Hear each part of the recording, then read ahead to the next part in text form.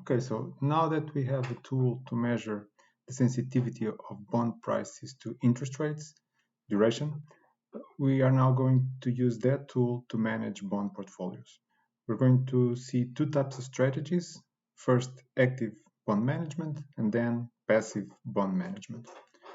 Okay, so starting with active bond management.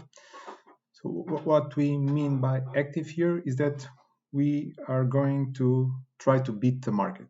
Meaning what? Meaning that we are going to try to guess how interest rates are going to move and trade based on our expectation. Okay. So for example, suppose that we expect interest rates to decrease in the near future. Okay. So as we know, bond prices move in opposite direction to interest rates. So if interest rates go down, bond prices go up. So we expect a good scenario in this sense, right? If interest rates are going down, our portfolio value is going to increase, right? So we want it to increase by as much as possible, right? So we want to have bonds whose sensitivity to changes in interest rates is as high as possible. So if I'm managing a bond portfolio, what I want to do is before interest rates actually change, I want to rebalance my portfolio such that I sell bonds that have low duration and buy more of the bonds that have high duration. Okay, so and therefore increase the overall duration of the portfolio.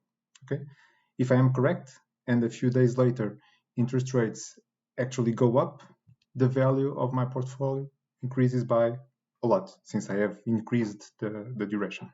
Okay, and vice versa. If I expect interest rates to go down, I do exactly the opposite. Right.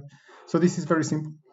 Um, at least here in class. Okay, so obviously we are not discussing how we actually do the hard part.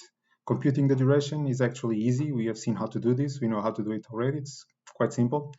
The hard part here in this management strategy is actually to guess how interest rates are going to move. Okay, and that is actually very hard to do. But if you someday come up with a good model to forecast interest rates, then the rule on how to trade on that is very simple. It's just this rule here, okay? And that's it. There's not much more to say about active bond management here. All right, I'll stop.